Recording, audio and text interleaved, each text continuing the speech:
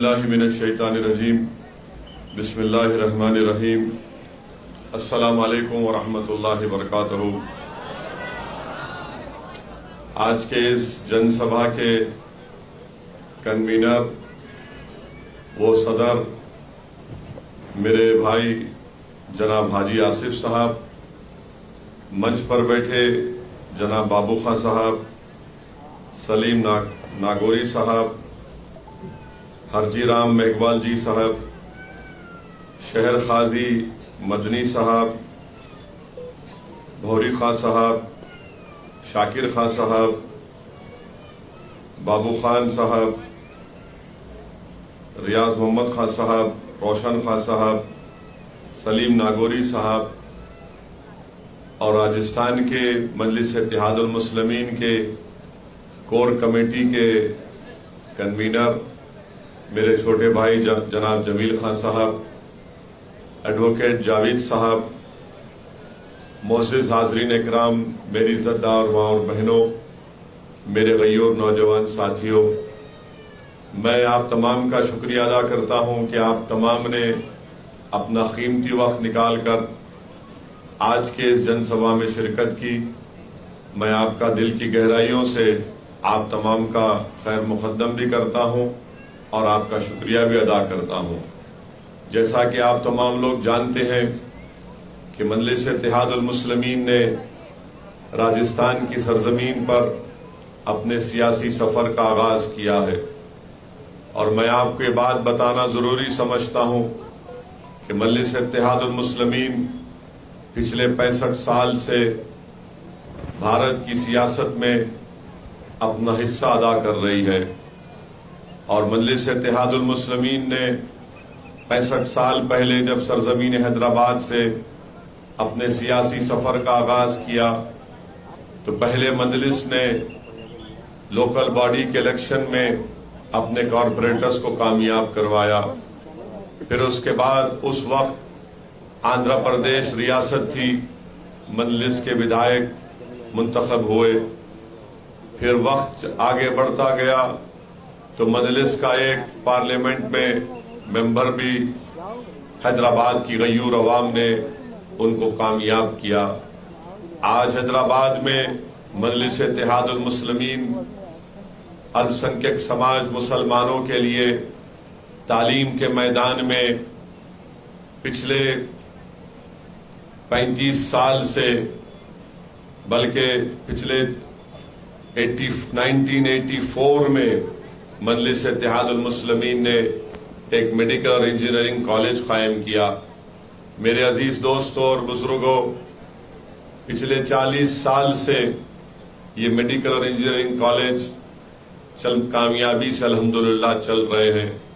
हर साल 150 मुस्लिम बच्चे और बच्चियां डॉक्टर बनकर निकलती हैं। इंजीनियर हर साल करीब 250 या 300 के दरमियान में इंजीनियर बनते हैं। MBA का कॉलेज मजलिस चलाती है, MCA का कॉलेज मजलिस चलाती है, school of architecture, B pharmacy और हॉस्पिटल मैनेजमेंट में MBA का कोर्स कॉलेज मजलिस चलाती है। तो तालीम के मैदान में सरजमीन दखन पर बसने वाले मुसलमानों के लिए मजलिस इत्तेहादुल मुस्लिमीन के मरूम कायद सुल्तान सलाहुद्दीन ओवैसी ने इन तालीमी इदारों को कायम किया और साथ ही साथ मजलिस इत्तेहादुल मुस्लिमीन हैदराबाद में 2 बड़े अस्पताल भी चलाती है। एक का नाम ओवैसी हॉस्पिटल है जो मेडिकल कॉलेज से मुंसलिक है और दूसरे का नाम प्रिंसेस असरा अस्पताल है। मेरे अजीज दोस्तों और बुजुर्गों, असरा हॉस्पिटल में कम से कम पैसों में गरीबों का इलाज करवाया जाता है। वहां पर पैसे कमाने के लिए अस्पताल नहीं चलाया जाता है, बल्कि कम से कम रकम लेकर इतनी रकम के अस्पताल चल जाए। वहां पर आप जाकर कभी हैदराबाद आने का मौका मिला तो मैं आपको दावत दूंगा कि आप जाकर इन तालीमी इदारों को देखें, इन मेडिकल कॉलेज को, इन अस्पताल को देखें। मेरे अजीज दोस्तों और बुजुर्गों, ये सब कैसे मजलिस ने कायम किया? ये सिर्फ मजलिस ने अपने जज्बाती तकारीर से कायम नहीं किया, बल्कि सरजमीन दखन पर बसने वाले मुसलमानों में एक सियासी शऊर बेदार हुआ और उन्होंने ये फैसला ले लिया कि हमने बरसों सब पार्टीज का साथ दिया, अब हम मजलिस को मजबूत करेंगे। तो जो जनता ने मजलिस को सियासी ताकत दी, उस सियासी ताकत को मजलिस ने इस्तेमाल किया और मजलिस इत्तेहादुल मुस्लिमीन ने ये तालीमी इदारे कायम किए, ये अस्पताल कायम किए। मैं आपसे ये बताना यही चाह रहा हूं कि आप खुद सोचिए, अगर आपके पास अपनी एक सियासी ताकत होगी, आपके पास अपनी एक सियासी पहचान होगी, तो जो काम हैदराबाद में मजलिस ने किया वो कोई मायूब बात नहीं है कि लखनऊ हो या राजस्थान में आप अपने तालीमी इदारे कायम कर सकेंगे। क्योंकि लोग सियासत में, राजनीति में आते हैं तो अपने जाती मफाद के लिए आते हैं, दौलत कमाने के लिए आते हैं, अपनी शोहरत के लिए आते हैं। मगर मजलिस वो वाहिद सियासी पार्टी है जब अवाम ने, गरीब अवाम ने उनके लिए तकालीफ उठाई, गरीब अवाम ने मजलिस की कामयाबी के लिए जेल की सोबतों को बर्दाश्त किया। गरीब जनता और खास तौर से हमारी माँ और बहनों ने हैदराबाद में मजलिस के लिए बड़ी मेहनतें और कुर्बानियां दी। एक पोलिंग के दिन 2-2 घंटे हमारी महिलाएं लाइन में खड़े होकर जब वोट डालती है, उससे बड़ी कुर्बानी कोई नहीं पेश कर सकता।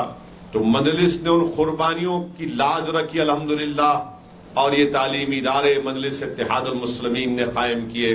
हैदराबाद में हमारे 7 विधायक हैं, मैं एक MP हूं, और हैदराबाद में हमारे 44 कॉरपोरेटर हैं। आप कभी भी हमारे हेड ऑफिस दारुस्सलाम को आइए, जुमे का दिन छोड़कर सुबह 10:30 बजे से 3 बजे तक पूरे MLAs, मैं खुद वहां पर बैठता हूं, कोई दरवाजा नहीं है, जनता आकर रास्त हमसे आकर बात करती है, अपनी तकलीफ को बयान करती है, अपनी शिकायत करती है, और अगर हम काम नहीं कर रहे तो हमारे मुंह पर आकर हम पर तनकीद भी करती है। हम उनका काम करते हैं। कोई भी सियासी पार्टी के दफ्तर में इस तरह का इंतजाम नहीं है कि अवाम और जनता का दरबार हफ्ते में 6 दिन लगता है, सुबह 10:30 बजे से दोपहर में करीब 2:30-3 बजे तक, जिसका की तकलीफ होती है।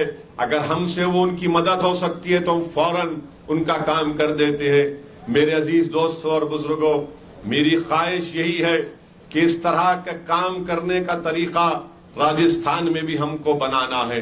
और अगर आप लोग मुत्तहिद हो जाएंगे, अगर आप मुत्तहिदा तौर पर अपना एक और मजलिस के हक में इस्तेमाल करेंगे, तो मैं आपसे वादा कर रहा हूं कि हम सत्ता अपनी अना के लिए या अपनी इज्जत में इजाफा करने के लिए हम चुनाव नहीं लड़ते।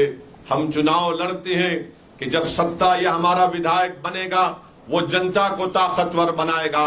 आज आप देखते हैं कि भारत की राजनीति में जितने पॉलिटिशियन, जितने राजनेता आते हैं, वो अपने आप को मजबूत और ताकतवर बनाते हैं और जनता को कमजोर बना देते हैं। हमारा काम करने का तरीका यही है कि आप सियासी ताकत हासिल करो, और उस सियासी ताकत को हासिल करने के बाद आप जनता के लिए गरीबों की खिदमत करिए। जब हम अपने दारुस्सलाम में, अपने हेड ऑफिस में बैठते हैं तो ये नहीं देखते कि कौन किस समुदाय का है, कौन मुसलमान है, कौन हिंदू है, कौन दलित है, हर कोई आता है। बल्कि भाजपा के कई लोग हमारे दफ्तर को आकर हमसे काम लेते हैं, मगर हम कभी भी उनसे ये नहीं कहते कि तुम भाजपा का रहकर हमारे पास क्यों काम लेकर आए हो। हम ये कहते हैं कि अल्हम्दुलिल्लाह तुम हमारे दफ्तर को आए हो, ये कहकर तुम समझ कर आए हो कि तुम्हारा काम होता है। यही हमारी सबसे बड़ी कामयाबी है। मेरे अजीज दोस्तों और बुजुर्गों, एक और बात आपको बताना जरूरी समझता हूं कि हमारे वालिद मरहूम सुल्तान सलाहुद्दीन ओवैसी, अल्लाह उनकी मग़फ़िरत करे, उन्होंने 2005 में हैदराबाद में जितने गवर्नमेंट के उर्दू स्कूल्स हैं, 2005 से अब तक इंशाअल्लाह अब एक 8-6-7 दिन में वो फंक्शन होगा। हम हर साल गवर्नमेंट के उर्दू स्कूलों में जो बच्चे पढ़ते हैं, 10,000 करीब 10 से 12,000 बच्चों को हम एक स्कूल का बैग देते हैं। उसमें किताबें होती हैं, उसमें कंपास बॉक्स होता है। जो 10वीं जमात के बच्चे और बच्चियां होते हैं उनकी इम्तिहान की फीस हम देते हैं।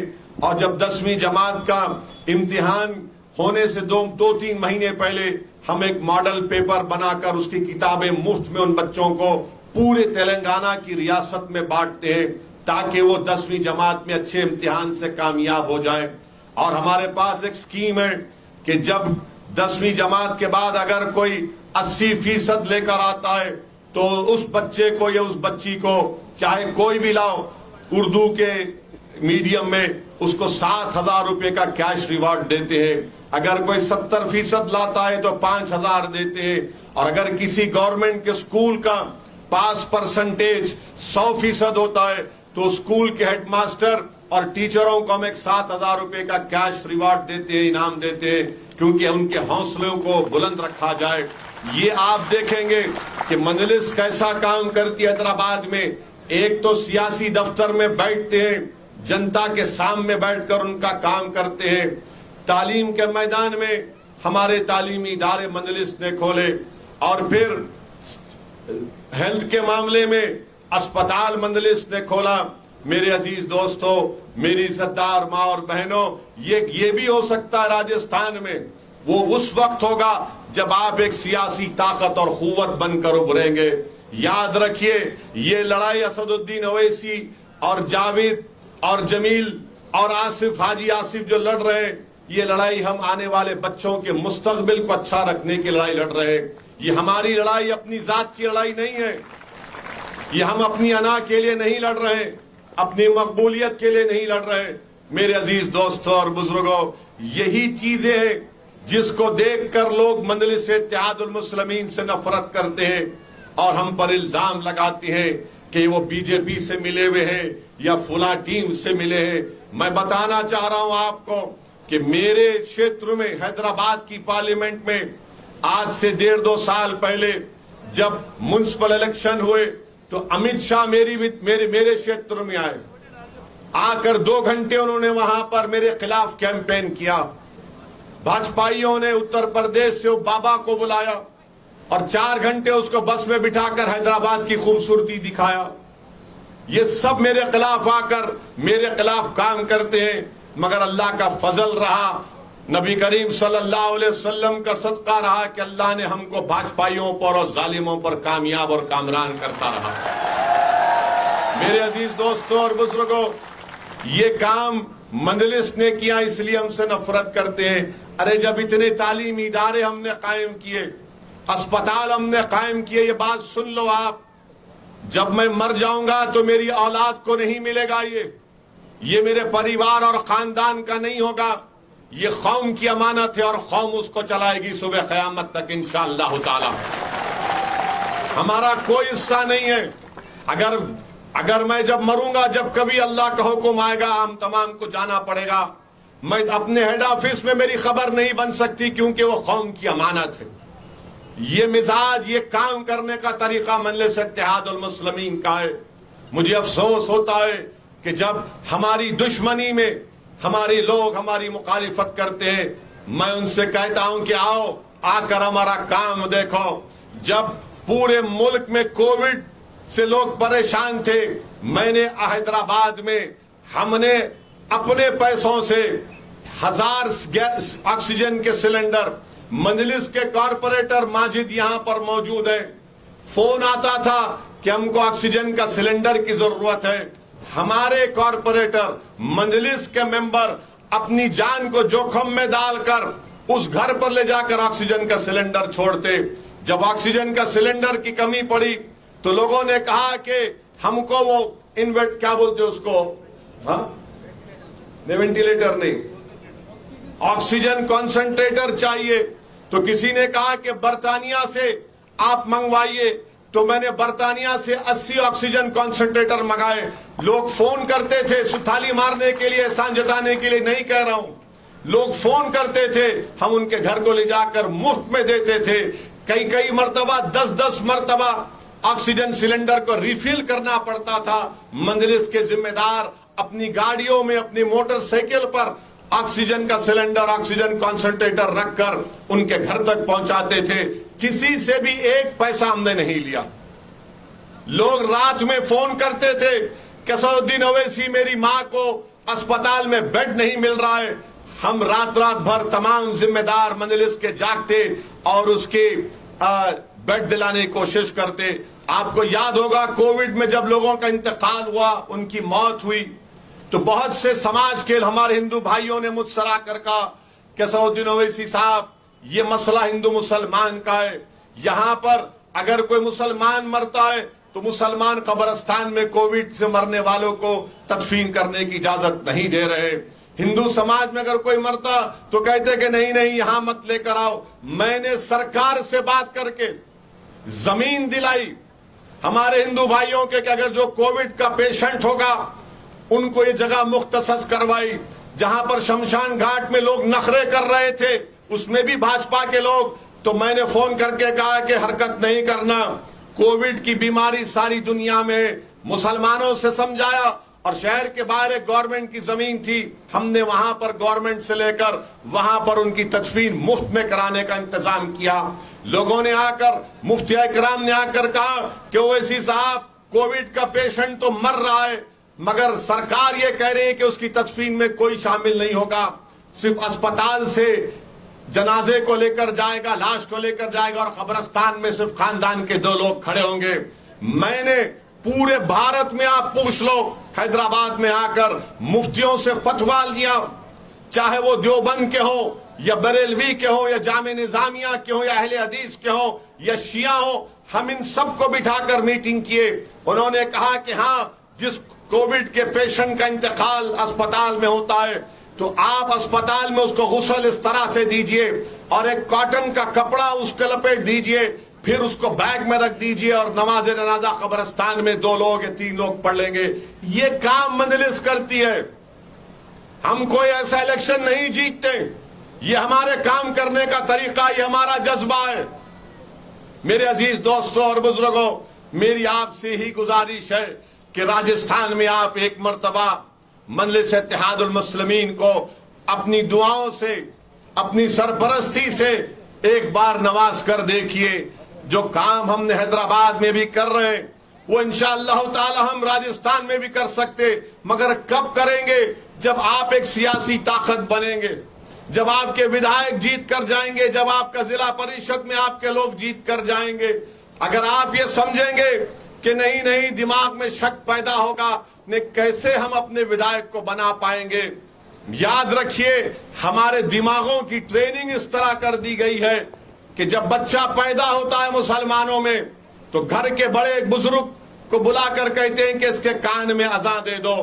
और हमको क्या सिखाया गया कि अज़ान देने के बाद हमको बोल दिया गया कि अब जब ये 18 साल का होगा तो इसको कांग्रेस को वोट देना पड़ेगा।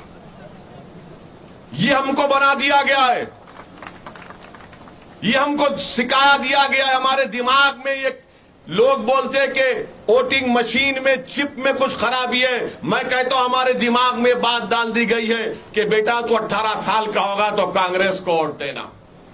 कांग्रेस को वोट पीढ़ी दर पीढ़ी दिए, नेहरू को दिए, शास्त्री को दिए, इंदिरा को दिए, राजीव को दिए, मनमोहन को दिए, कितनों को दिए, मगर आपको क्या मिला मुझे बताओ। ये मैं नहीं कह रहा हूं, राजस्थान सरकार के आदादो शुमार, उनके आंकड़े पुकार पुकार कर कह रहे हैं कि राजस्थान में मुसलमानों से नाइंसाफी हुई है।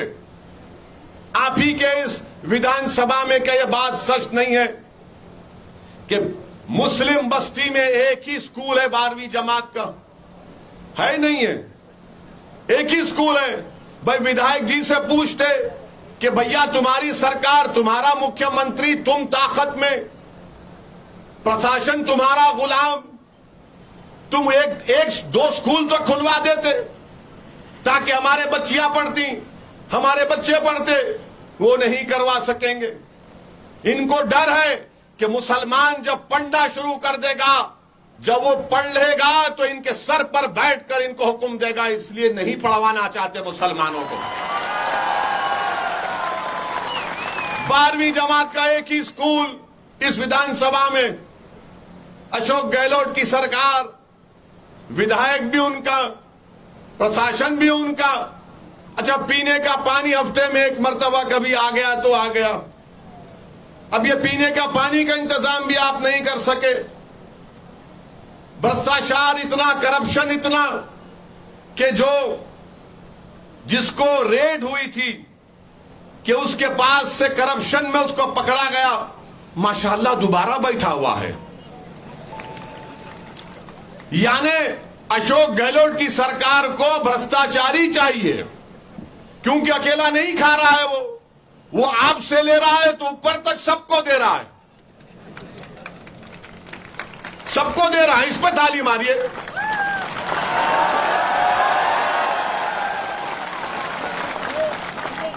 यानी गारत का गड़ा है, भरता ही नहीं है कि बस खाया जाए, लूटा जाए, खून चूसा जाए। अब आप देख लीजिए, फिर यहां पर 12वीं जमात के बाद हमारी बच्चियों को बताया गया मुझे कि इनको सिद्धनगढ़ और दिदवान जाना पड़ता है प्राइवेट कॉलेज में। यहां खुलवा देते एक कॉलेज। मैंने अपने एमपी फंड से, एक इलाका है गोलकुंडा, कभी हैदराबाद आए तो जाना वहां पर आप। मैंने अपने एमपी फंड से 11 करोड़ की बच्चियों की जूनियर कॉलेज और डिग्री कॉलेज की बिल्डिंग बनवाई। अपने एमपी फंड से बनाया हूं मैं, किसी के लिया नहीं हूं किसी से। आप आकर देखिए, पीने के पानी की आपको पानी नहीं मिलता। मेरे क्षेत्र में एक विधानसभा का नाम कारवान विधानसभा है। वहां पर मैंने 4 महीने पहले सरकार से लड़कर 290 करोड़ की सीवरेज लाइन डलाई। वो काम चल रहा है अभी 1 साल में वो कम्मल होगा। ये काम मंजलिस करवा रही है। 7 हमारे एमएलए, कोई मंत्री नहीं है, कोई सरकार के साथ हमारा रिश्ता नहीं है। वो अच्छा काम करे तो उनकी तारीफ करते, बुरा काम करे तो उन पर तनकीद करते हैं। आपके पास एक ही स्कूल है यहां पर। मैं आपको बता रहा हूं तेलंगाना में हमने सरकार से क्या काम करवाया। हमने सरकार के पास आज से 6 साल पहले जाकर हमारे प्रदेश के मुख्यमंत्री चंद्रशेखर राव हमसे मिले। बोले, उन्हें उससे पूछा, मुझसे और हमारे भाई अकबर से, कि बताओ क्या करना है मुसलमानों के लिए। तो हमने कहा पहला काम तालीम का करिए, स्कूल खोलिए। 3-4 मीटिंग हुई उनके साथ, और मीटिंग होने के बाद ये मैं जो कुछ कह रहा हूं आकर आपको देखेंगे आप, इंशाल्लाह कभी हैदराबाद आए तो। आज हैदराबाद पूरे तेलंगाना में 60,000 मुस्लिम बच्चियां और बच्चे, यानी 30,000 बच्चे मुसलमानों के, 30,000 बेटियां हमारी 6ठी जमात से 12वीं जमात तक गवर्नमेंट के रेजिडेंशियल स्कूल में बच्चियों का अलहदा स्कूल, उस स्कूल में अलहदा हॉस्टल फ्री में पढ़ती है। उनका रहना, उनका खाना, उनका कपड़ा और तालीम मियारी तालीम है। हर साल लोग, सुनिए, थाली मारने के लिए नहीं, वोट देकर यहां पर खुला सकते आप मंजलिस का विधायक जब बनेगा तो। उस स्कूल में एडमिशन के लिए मारामारी होती है, झगड़े होते हैं कि हमारी बेटी को स्कूल में एडमिशन क्यों नहीं मिला। लोग आकर डराते मुझे कि हमारी बच्ची को एडमिशन नहीं मिलेगा तो तुमको वोट नहीं देंगे। ये मियार है, ये मियार है। आप देखो, आपके पास ताकत इसको कहते हैं। ताकत ये नहीं है कि विधायक आए और इफ्तार की दावत में उसको बुला ले, एक फोटो साथ में खड़े होकर सेल्फी ले ले और बोले कि मेरी ताकत है। ये तुम्हारी ताकत नहीं है, तुम्हारी कमजोरी है। ईदगाह के सामने कोई विधायक आ जाए और हम खुश होते हैं, आए हमारा विधायक आ, गले मिलते हैं, ले सेल्फी ले ले। ये तुम्हारी ताकत नहीं है, तुम्हारी कमजोरी है। तुम्हारी ताकत वो होगी जब हर पार्टी का उम्मीदवार तुम्हारे घर को आकर कहेगा कि भाई साहब मैं स्कूल खोलूंगा, मैं पानी का इंतजाम करूंगा, भ्रष्टाचार को खत्म करूंगा, बच्चियों को पढ़ाऊंगा। ये आपकी ताकत होनी चाहिए। ये ताकत उस वक्त पैदा होगी जब आप यहां पर मंजलिस का साथ देंगे। और आप जानते हैं कि यहां पर राजस्थान सरकार में आप देख लीजिए, और मैं हमारे कांग्रेस के जिम्मेदारों से पूछना चाह रहा हूं कि क्या यहां पर यह बात सच नहीं है कि 2017 में ये गवर्नमेंट की तरफ से एक स्टडी हुई जिसमें बताया गया कि सबसे ज्यादा जो बच्चे स्कूल के बाहर है राजस्थान में वो मुसलमान और सिख भाइयों के हैं। 44% मुस्लिम बच्चे स्कूल को नहीं जाते। क्यों नहीं जाते? क्योंकि एक ही स्कूल है या स्कूल नहीं खोले जाते। और अगर इसके साथ साथ आप देखेंगे, यही राजस्थान की सरकार ने यह भी बताया कि प्राइमरी स्कूल में 18.5% मुस्लिम बच्चे स्कूल से बाहर है। अपर प्राइमरी में 20% मुस्लिम बच्चे स्कूल से बाहर हैं। और राजस्थान में कितने बच्चे बाहर हैं? पूरे माने 36 समाज कहते हैं, उनमें से एक मुसलमान को निकाल लो आप, तो उसमें से सिर्फ 8% बच्चे प्राइमरी स्कूल के बाहर हैं और मुसलमानों के 18.5% बाहर हैं। दूसरे समाजों के अपर प्राइमरी में सिर्फ 6% बच्चे स्कूल से बाहर हैं और मुसलमानों के 20% बाहर हैं। बताइए आप, इसका जिम्मेदार कौन है? मेरे अजीज दोस्तों और बुजुर्गों, मैं आपको ये भी बताना चाह रहा हूं कि हायर एजुकेशन में भी मुसलमान सबसे कम है राजस्थान में जो डिग्री करने जाते हैं। बताइए फिर कौन सा इंसाफ हमसे किया गया? और फिर सियासी ताकत आपको बता रहा हूं, राजस्थान में मुसलमानों के 9 विधायक हैं। 9 है ना? 9 विधायक हैं, 2 मंत्री हैं। दिल पे हाथ रखकर बोलो, जब तुम उनको देखते हो तो क्या तुम ये बोलोगे कि ये मेरा है या फिर ये गहलोत का है? उसको जब देखते तो क्या तुम्हारे दिल से आवाज आती कि नहीं नहीं ये मेरा भाई है? आपका दिल कहेगा कि हां, नाम तो मेरा है मगर इसका दिल और दिमाग तो गहलोत के पास गिरवी रखा हुआ है। और जब हमको देखते तो क्या बोलता है दिल आपका? ये दीवाना हमारा है, आप कहते हैं ना। ये मिजाज आपको पैदा करना पड़ेगा मेरे अजीज दोस्तों, मेरी इज्जतदार मां और बहनों।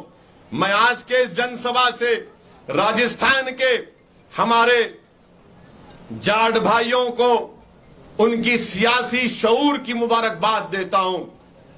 वो भी मुसलमानों के बराबर 9% हैं, मगर उनके विधानसभा में 37 विधायक हैं। मैं हमारे राजपूत भाइयों को सलाम करता हूं। वो राजस्थान में आबादी में 6% हैं और उनके 17 विधायक जीत कर जाते हैं। आप मुसलमान 9% हैं और 9 हैं। अब बताइए, इसका जिम्मेदार आप नहीं है तो कौन है? कांग्रेस पर, भाजपा पर मत जाइए। अगर आप ये तय कर लेंगे कि नहीं, इसके बाद अब ये गलती नहीं होगी, अब हम इनकलाब पैदा करेंगे, तो जिस तरह जाट और राजपूतों ने अपनी सियासी ताकत को मनवा लिया, क्या राजस्थान के अल्पसंख्यक समाज, क्या राजस्थान का दलित अपनी सियासी ताकत नहीं बना सकता? मुझे यह बताया गया कि हमारी एक बच्ची बेटी जिसका नाम सकीना था, वो डिडवाना में एक कॉलेज के प्रेसिडेंट का इलेक्शन, अध्यक्ष का इलेक्शन लड़ रही थी। सबने मिलकर सकीना को हरा दिया। कितनी दुश्मनी, कितनी नफरत है। आपकी इस विधानसभा में 55,000 के करीब मुसलमान रहते हैं। कि अगर आप एक हो जाएंगे तो क्या आप यहां से जीत नहीं सकते हमारे दलित भाइयों को और दूसरे समाज के भाइयों को लेकर, भाइयों बहनों को लेकर? और एक बात आपको समझाने के लिए कह रहा हूं, यहां पर जो अल्पसंख्यक समाज की मिनिस्ट्री है राजस्थान में, अशोक गहलोत की सरकार है। आप 9% हैं। आपको मालूम उसका सालाना बजट कितना है? 60 लाख की आबादी राजस्थान में और आपका बजट है सिर्फ 99 लाख। अल्पसंख्यक मंत्रालय का बजट है सिर्फ 99 लाख। और जिस प्रदेश से मैं आता हूं, तेलंगाना, वहां पर मुसलमान सिर्फ 44 लाख। कितने? 44 लाख। वहां पर कितना बजट है मालूम आपको? 1700 करोड़ रुपए। 1700 करोड़ रुपए। ठीक है, उसमें से 200-300 करोड़ सरकार कभी डंडी मारती है, मगर कम से कम 1100-1200 तो मिल जाते हैं। यहां पर कितना 99 लाख, और फिर ऊपर से ओवैसी आएगा तो ओवैसी ऐसा करेगा, ओवैसी भड़काऊ भाषण देगा। अरे सुनो मेरी बात को, मेरी फितरत में नहीं है कि मैं किसी समुदाय के खिलाफ बोलूं। मैं रसूलुल्लाह सल्लल्लाहु अलैहि वसल्लम का उम्मती हूं, मैं कुरान को सुन्नत को मानने वाला हूं, तो मैं कैसे किसी के खिलाफ, किसी के मजहब के खिलाफ बोल सकता हूं। हाँ, मुझे फख्र है कि मैं मुसलमान हूं, और जब तक अल्लाह जिंदा रखेगा मुझे फख्र रहेगा कि मैं मुसलमान हूं। मगर क्या मैं किसी समुदाय का खिलाफ हूं? कभी नहीं था, ना रहूंगा इंशाअल्लाह। मेरी लड़ाई इंसाफ की लड़ाई है। जब आपको चांद और सूरज मिल सकता है तो मुझे नहीं मिल सकता। जब दूसरों को सब सम्मान मिलता है तो मुझे सम्मान नहीं मिलेगा। जब दूसरों की जान की कीमत है तो मेरी जान की कीमत नहीं है। यही तो मेरी लड़ाई है कि बराबरी की लड़ाई है, हिस्सेदारी की लड़ाई है, सम्मान की लड़ाई है। और इसी पर हम पर उंगलियां उठाते हैं कि वो ऐसी भड़काऊ भाषण देता है। अगर सच्चाई को बयान करना भड़काऊ भाषण है, सुन लो प्रशासन वालों, सुन लो अशोक गहलोत के चमचों, जब तक मैं जिंदा रहूंगा सच्चाई को बयान करते रहूंगा। अगर आप ये समझ रहे हैं कि हमारी जनसभा में लोगों को रोककर आप बड़ा तीर मार लिए, अरे जब चुनाव आएगा रोककर बताओ, देखूंगा मैं। उत्तर प्रदेश के चुनाव में मेरी गाड़ी पर गोलियां चलाई गई मुझे हत्या करने के लिए। 6 गोलियां चलाई, 6.5 फीट से गोलियां चलाई गई थी। अल्लाह ने यह हुक्म फरमा दिया था कि उस दिन ओवैसी नहीं मरेगा तो नहीं मरा। अरे जब गोलियां मेरे हौसले और अज़म को नहीं रोक सकती तो कोई एक सरकार 5 साल की क्या कर लेगी आपका हमारा? इंशाअल्लाह कुछ नहीं बिगाड़ सकेगी। मेरे अजीज दोस्तों और बुजुर्गों, इसीलिए हम आपसे अपील कर रहे हैं कि आप बुजुर्गों की हमको सरपरस्ती चाहिए, आपका साथ चाहिए, हमारी मां और बहनों की दुआओं की जरूरत है। और नौजवानों, तुम्हारे जोश और जज्बे को एक सही राह दिखाना है। तुम्हारे जोश और जज्बे को अल्लाह सलामत रखे। नौजवानों, ये लड़ाई हम तुम्हारे लिए लड़ रहे हैं। और आज आप देख रहे हैं कि कांग्रेस पार्टी में माशाल्लाह से एक सर्कस बनी हुई है। कांग्रेस पार्टी, एक मुख्यमंत्री का एक मिनिस्टर कहता है कि राजस्थान में सिर्फ 2 नारे लग सकते हैं, एक राजीव गांधी अमर है, दूसरा अशोक गहलोत जिंदाबाद के नारे लग सकते हैं। मैं उनसे कह रहा हूं कि मैं कह रहा हूं अशोक गहलोत मुर्दाबाद, नरेंद्र मोदी मुर्दाबाद। क्या करोगे? क्या करोगे? गोली मारोगे? जेल में डालोगे? डालो। टीवी पर आकर कहता है। और फिर एक बीजेपी का विधायक जो था, हम आते हैं तो हमको परमिशन नहीं मिलता या तंग किया जाता है, मगर एक बीजेपी का नेता है, उनका नाम है ज्ञानदेव आहूजा। ज्ञानदेव आहूजा ने वीडियो में कहा कि हमने 5 को मार दिया, और वो बाहर फिर रहा है। और बीजेपी से गहलोत मिले हुए हैं क्या? उसको क्यों नहीं पकड़ते आप? इसने अपने वीडियो में कहा। मेरे अजीज दोस्तों और बुजुर्गों, फिर एक ऐसे कई वाकयात हैं। अलवर में एक 16 साल के बच्चे को गाड़ी से रौंद दिया गया क्योंकि उसने वो नारा नहीं लगाया था। मेरे अजीज दोस्तों और बुजुर्गों, ये लड़ाई हमारी हक को हासिल करने की लड़ाई है। एक कांग्रेस का एक नेता बोलता है, बल्कि उनके मंच पर चप्पल और जूते फेंके जा रहे हैं।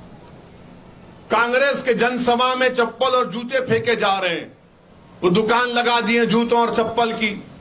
और एक कोई उनका विधायक मंत्री कहता है कि जब मैं लड़ने पे आ जाऊंगा तो कोई बाकी नहीं रहेगा। अरे भाई, ये क्या कोई जंग हो रही है? ये राजनीति है। मगर कांग्रेस पार्टी में हो रहा है। भाजपा में ही माशाल्लाह बहुत बड़ा ड्रामा हो रहा है। भाजपा में ही बहुत बड़ा ड्रामा हो रहा है। जो आपकी साबिका मुख्यमंत्री महारानी है वो परेशान है, कि भाजपा के बड़े बड़े नेता उनकी तरफ देख ही नहीं रहे, वो भी परेशान है, मगर ये दोनों हमसे ज्यादा परेशान है। ये क्यों आ रहा है? चुनाव 1 साल है अभी से, क्यों आ रहे हैं? आएंगे, हम जरूर आएंगे, ये मेरा संवैधानिक हक है। मैं अपनी बात जनता के दरमियान में खड़े होकर बोलूंगा। ये जनता तय करेगी, आवाम तय करेगी। अगर मेरी बात में सच्चाई है, अगर जनता मेरी बात से मुतासर होती है, अगर आवाम अपने मासूम बच्चों के मुस्तकबिल के लिए फिक्रमंद है, अगर जनता ये चाहती है कि उनको सम्मान मिले, अगर वो जनता चाहती है कि हमको अपना हक मिले, तो जरूर एक सियासी ताकत और कुव्वत बनकर उभरेंगे। मेरे अजीज दोस्तों और बुजुर्गों, बीजेपी की सरकार देश में है और देश के प्रधानमंत्री ने यह तय कर लिया है कि भारत के युवाओं का मुकद्दर वो बेरोजगारी बनाकर रख देंगे। जितने युवा पूरे विश्व में, पूरी दुनिया में, अगर युवा बेरोजगार है तो भारत में है। मगर देश के प्रधानमंत्री से आप पूछो नौकरी के बारे में तो बोलेंगे भाइयों बहनों चाय पी लो। नौकरी किसी को नहीं मिलती। जब आप पूछेंगे महंगाई कंट्रोल क्यों नहीं कर रहे मोदी जी आप, तो बोलेंगे क्या मैंने राम मंदिर नहीं बना दिया? कोई गरीब बोलेगा कि किसान को उसकी धान की कीमत नहीं मिल रही है, तो मोदी जी बोलेंगे मैं अब ज्ञानवापी के पीछे पड़ चुका हूं। जब बच्चे जाकर बोलेंगे मोदी जी स्कूल नहीं खोले गए, तो मोदी जी बोलेंगे क्या मैं मदरसों का सर्वे नहीं करा रहा हूं? माने हर चीज को हमसे जोड़ देते हैं। तो देश के युवाओं को, राजस्थान के युवाओं को यह समझना पड़ेगा कि उनको बीजेपी ने क्या दिया और उनसे क्या छीन लिया। अगर कोई बच्चा स्कूल को जाता है, वो पेंसिल अगर खरीदता है तो पेंसिल पर देश के प्रधानमंत्री ने उस पर जीएसटी लगा दिया। पेंसिल के ऊपर, किताब के ऊपर। और देश के प्रधानमंत्री बोलते हैं मन की बात में कि टेंशन मत लो इम्तिहान में। वो मां बाप पर तो टेंशन में मर रहे हैं मोदी जी। वो अपने बेटी और बच्चे के स्कूल को भेजाने के लिए उसके पेंसिल पर आपने जीएसटी लगा दिया, किताब पर जीएसटी लगा दिया, चावल का पैकेट जीएसटी, दाल की पैकेट जीएसटी, तेल का डब्बा जीएसटी। अब खाली सांस लेने पर जीएसटी लगाना बाकी है। तो ये इनका रिकॉर्ड रहा है। मेरे अजीज दोस्तों और बुजुर्गों, मेरी आपसे अपील है कि आप एक मर्तबा हमारे मजलिस के जिम्मेदारों का साथ दीजिए। हाजी आसिफ यहां पर मेहनत कर रहे हैं, इनका साथ दीजिए। आप मुत्तहिदा तौर पर एक जगह पर जमा हो जाएंगे और तमाम कमजोर तबकात, चाहे हमारे दलित भाई हों या जो भी वंचित समाज के लोग हों, हम उन सबको साथ लेकर ये लड़ाई लड़ना चाहते हैं। मेरी आपसे फिर से गुजारिश है कि आप मजलिस को सरपरस्ती करिए, मजलिस का साथ दीजिए। याद रखिए, ये मैं अपने लिए नहीं लड़ रहा हूं, अल्लाह मेरी नीयत को जानता है। आपको अपने बच्चों के, बल्कि आपको नेता बनना पड़ेगा, आपको लीडर बनना पड़ेगा। आप कब तक कांग्रेस और भाजपा के पीछे चलेंगे? याद रखो, आप में इतनी काबिलियत है, आप में इतनी सोच है, आप उनसे ज्यादा ज़हीन हैं। जब आप एक बार फैसला कर लो कि मैं किसी के पीछे नहीं चलूंगा, मैं जनता को साथ लेकर चलूंगा, तो याद रखो पूरी जनता तुम्हारे साथ खड़ी हो जाएगी, पूरी जनता आपके साथ खड़ी हो जाएगी। इसीलिए यही चंद गुजारिशात मुझे आप तक पहुंचाना था। अब अल्लाह से मैं दुआ ही कर सकता हूं कि हिदायत देने वाला, इंसान के दिल में मोहब्बत डालने वाला तो अल्लाह का काम है। असदुद्दीन ओवैसी की जबान में इतनी ताकत नहीं है, ना मेरे अल्फाज में उतनी ताकत है कि मैं किसी के दिल में अपनी जमात की मोहब्बत को पैदा कर सकूं। मुझसे जो हो सकेगा, मेरे साथियों से जो हो सकेगा, हम आपकी लड़ाई लड़ते आए हैं और लड़ते रहेंगे। आप तमाम का बेहद शुक्रिया। अस्सलाम वालेकुम व रहमतुल्लाहि।